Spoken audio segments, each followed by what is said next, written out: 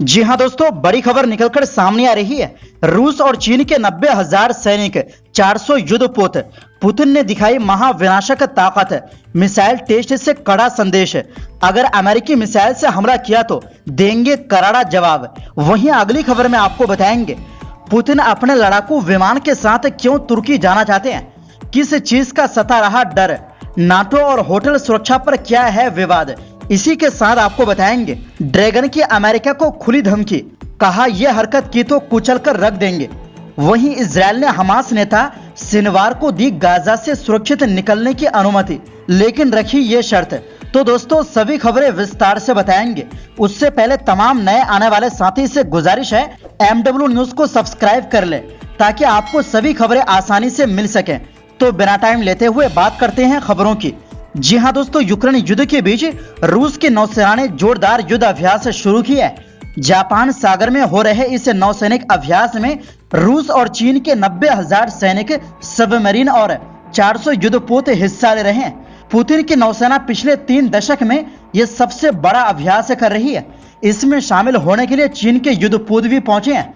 इस अभ्यास के दौरान रूसी नौसेना ने सबमरीन को तबाह करने वाली किलर मिसाइल का टेस्ट करके अमेरिका से लेकर जापान तक को कड़ा संदेश दिया है। पुतिन ने आरोप लगाया है कि पश्चिमी देश हथियारों की रेस को बढ़ावा दे रहे हैं और यह कसम खाई है कि अगर रूस पर अमेरिका के रॉकेट से हमला हुआ तो मॉस्को इसका कड़ा जवाब देगा। रूस की तरफ से यह चेतावनी ऐसे समय पर आई है जब यूक्रेन के पीएम ने पश्चिमी देशों से अपील की है कि वो यूक्रेनी सैनिकों को लंबी दूरी तक मार करने वाली मिसाइलों से रूसी क्षेत्र में हमले की इजाजत दे। माना जा रहा है कि इसी को ध्यान में रखकर रूस की ओर से चेतावनी दी जा रही है। रूस ने इस अभ्यास का नाम ओसेन 2024 नाम दिया है। यह अभ्यास प्रशांत महासागर, आर्कटिक, भूमध्य सागर, कैस्पियन और बाल्टिक सागर में 16 सितंबर तक चलेगा।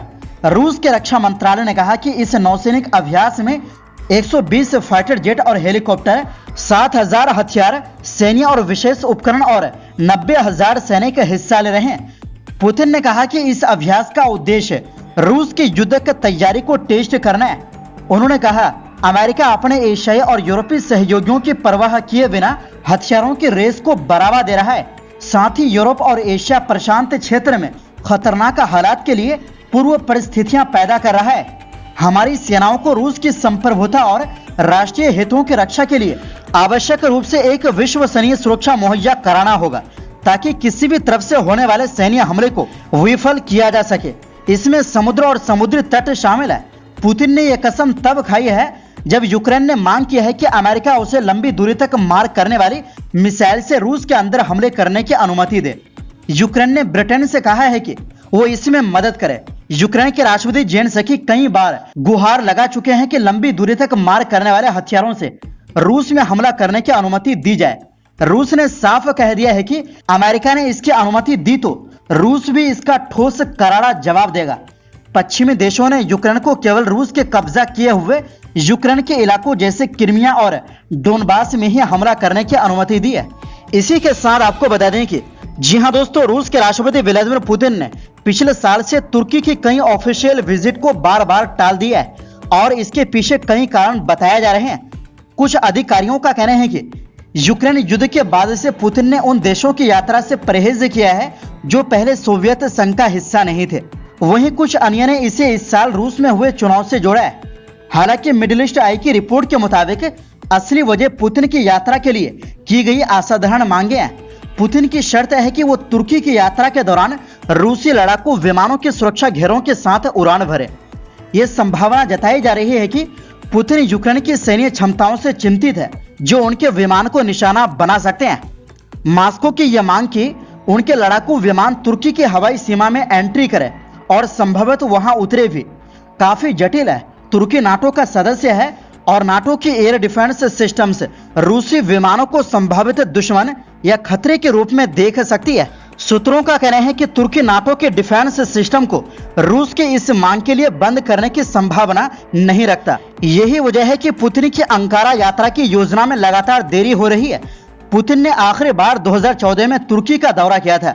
रूसी अधिकारियों को सिर्फ लड़ाकू विमानों को लेकर ही नहीं बल्कि तुर्की के बड़े होटल चेन को लेकर भी आपत्तियां हैं। अंकारा के प्रमुख होटल हिल्टन, शेराटन और JW मैरियट अमेरिकी ओनरशिप वाले हैं, यानी इन होटलों के मालिक अमेरिकी नागरिक हैं और रूस को लगता है कि ये होटल पुतिन की सुरक्षा के लिए जोखिमपूर्ण हो सकते हैं। इस संदर्भ में चर्चा हो रही है कि क्या तुर्की सरकार पुतिन के लिए कोई सरकारी गेस्ट हाउस उपलब्ध करा सकती है जो कि सामान्य प्रोटोकॉल से हटकर होगा।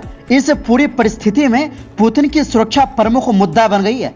तुर्की के नाटो सदस्य होने के कारण रूसी अधिकारियों को पुतिन के जीवन या उनके दल के लिए संभावित खतरों की चिंता है। इसके अलावा तुर्की और रूस के बीच संबंध ऊर्जा, व्यापार और पर्यटन पर आधारित है, लेकिन इनके बीच समय समय पर उतार चढ़ाव होता रहता है। इस साल की शुरुआत में पुतिन ने तुर्की की आलोचना की थी जब उसने यूक्रेन को हथियारों की आपूर्ति की थी। वहीं रूस तुर्की के बैंकिंग सिस्टम को लेकर भी असहज है, जिसने अमेरिकी प्रतिबंधों के कारण रूसी बैंकों के साथ लेन देन रोक दिया था, जिससे द्विपक्षीय व्यापार में कमी आई है।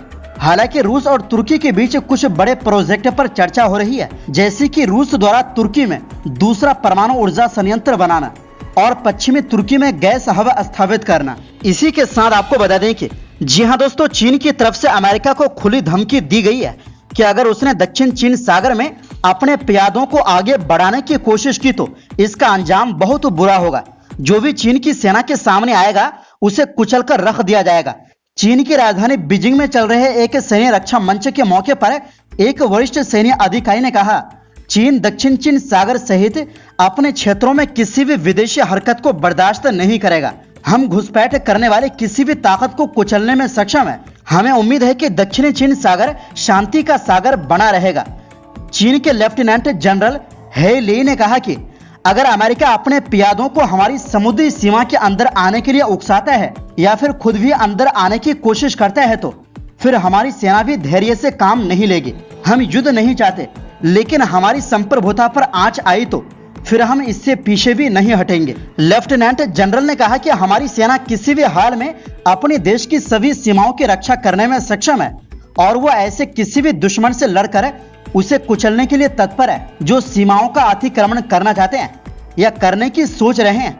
दक्षिण चीन सागर सहित पूरे विवादित समुद्री क्षेत्र में चीन के बढ़ते प्रभाव के कारण बीजिंग और वाशिंगटन के बीच लगातार टकराव बना रहता है। अमेरिका दक्षिण चीन सागर में अपने प्रभुत्व को कम होने नहीं देना चाहता, इसलिए साउथ चाइना सी की ये लड़ाई सीधे अमेरिका और चीन के बीच हो जाती है। इसी के साथ आपको बता दें कि जी हाँ दोस्तों, इजराइल हमास के नेता यहिया सिनवार को गाजा पट्टी से सुरक्षित निकासी का प्रस्ताव दे रहा है अगर वो सभी इजरायली बंधकों को रिहा कर दे। ये प्रस्ताव इजरायल के बंधक दूत गैरी हिर्श द्वारा पेश किया गया है, जिन्होंने कहा कि वो सिनवार, उसके परिवार और जो भी उसके साथ जाना चाहे उसे सुरक्षित निकासी प्रदान करने के लिए तैयार है। हालांकि इस प्रस्ताव की शर्त है कि हमास गाजा को पूरी तरह से छोड़ दे और गाजा में हथियारों का इस्तेमाल और प्रतिरोध गतिविधियों को समाप्त करे। वैसे इजरायल की ये पेशकश हमेशा हमास नेता की सुरक्षा के लिए नहीं है, बल्कि ये सिर्फ टेम्परेरी है। इसके बाद इजरायल इन नेताओं की हत्या करना चाहते हैं, जिस तरह म्यूनिख ओलंपिक्स 1972 में इजरायली एथलीटों की हत्या में शामिल फिलिस्तीनी लड़ाकों का किया था। मतलब अभी तो ये गाजा से सुरक्षित निकलने की अनुमति देंगे, लेकिन बाद में इनकी भी हत्या कर देंगे। तो दोस्तों, फिलहाल के लिए इस रिपोर्ट में बस इतना ही। इस पर आपकी क्या राय है, अपनी राय कमेंट बॉक्स में दें और इस वीडियो को फेसबुक, व्हाट्सएप पर शेयर जरूर करें।